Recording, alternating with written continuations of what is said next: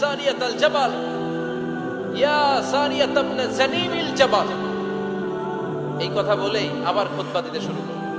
ওনার এই ইয়া সারিয়াত ইবনে জানিমিল জাবালের সাথে আগের কথারও কোনো মিল নাই, পরের কথারও কোনো মিল নাই।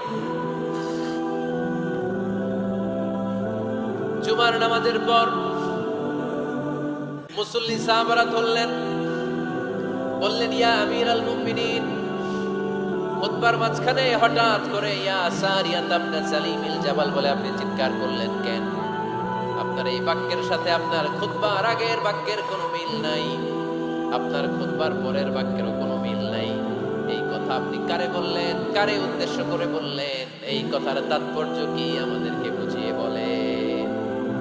ওমরে ফারুক বললেন, আমি যখন খুতবা দিচ্ছি আমি দেখতে পেলাম ওই যে কয়েক মাস আগে আমি আমার মুসলিম সেনাবাহিনী পারস্যে আক্রমণের জন্য পাঠিয়েছি, বর্তমান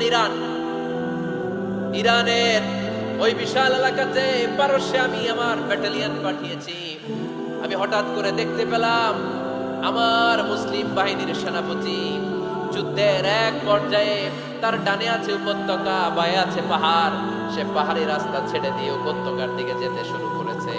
আমি দেখতে পেলাম আমার মুসলিম বাহিনী যদি উপত্যকার দিকে ছুটে বেড়ায়, কাফির মুশরিকরা আমার মুসলিম বাহিনীকে কচুকাটা করে ফেলবে। তাই আমি এখান থেকে তাদেরকে কমান্ড দিয়ে বলেছি, ইয়া সারিয়াতাল জাবাল, উপত্যকার দিকে নয় পাহাড়ের দিকে যাও, তাহলেই তোমাদের বিজয় নিশ্চিত হয়ে যাবে।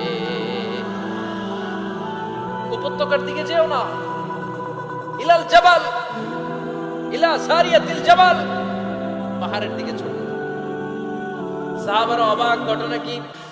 উনি বসে আছেন মদিনায় মসজিদে নববীর মিম্বারে দাঁড়িয়ে, উনি যদি ইয়া সারিয়াতাল জাবাল বলে, এটা কি ইরানে যাবে নাকি? ও মিয়া, তখনকার সময়ে বর্তমানের মতো মোবাইল ছিল নাকি, ইন্টারনেট ছিল নাকি, কিছু ছিল? খালি মুখে আমি যদি বলি ইয়া সারিয়াতাল জাবাল, এটা ইরানে যাবে, ইন্ডিয়ায় যাবে, ঢাকায় তো যাবে, ফরিদপুর শহরেই তো বসবে না, ঠিক কিনা? কিন্তু এটা আমিরুল মুমিনিন বিশ্বাসী সাহাবারা বিশ্বাস করে নিল। কিছু মুনাফিক ছিল, এরা কবে না ঝামেলাস, এটা তো সম্ভব। এক কাজ করি, এই সেনাপতি যখন বিজয়ী বেশে মদিনায় ফিরে আসবে, এরা আমরা ধরবো। এরা দিন গুনতে লাগলো, এই সেনাপতি মুসলিম বাহিনী নিয়ে পারস্য জয় করে কবে ফিরে আসবে।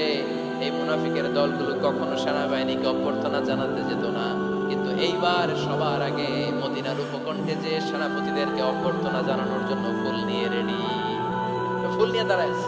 সেনাপতি ঢুকার সাথে সাথে ধরছে, এই সেনাপতি কোত্থেকে আসছে? পারস্য জয় করে আসছে। এমন এমন দিন, জুমার দিন দুপুর বেলা যুদ্ধের মাঝখানে আমিরুল মুমিনিনের কণ্ঠের কোন কথাবার্তা শুনছো নাকি? সেনাপতি অবাক, ভাই তোমরা জানলা কেমনে? শুনছি তো। সুবহানাল্লাহ পড়বেন না? আমরা যুদ্ধে একটা ভয়ঙ্কর অবস্থার মধ্যে ছিলাম, পেছন থেকে শত্রু আমাদেরকে আক্রমণ করতে শুরু করে দিল। ডানে যাবো না বায়ে যাব, সামনে যাব নাকি পেছনে যাব, রাস্তা খুঁজে পাচ্ছি না।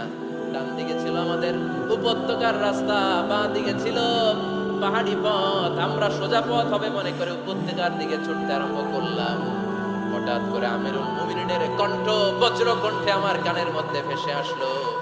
আমার মনে হলো আমিরুল মুমিনিন কেমন যেন আমাকে কমান্ড দিচ্ছেন আর বলছেন, ইয়া সারিয়াতাল জাবাল, ডান দিকে উপত্যকার পথে নয়, তাড়াতাড়ি পাহাড়ের দিকে সৈন্যবাহিনী নিয়ে উঠে যাও, পাহাড়ের দিকে।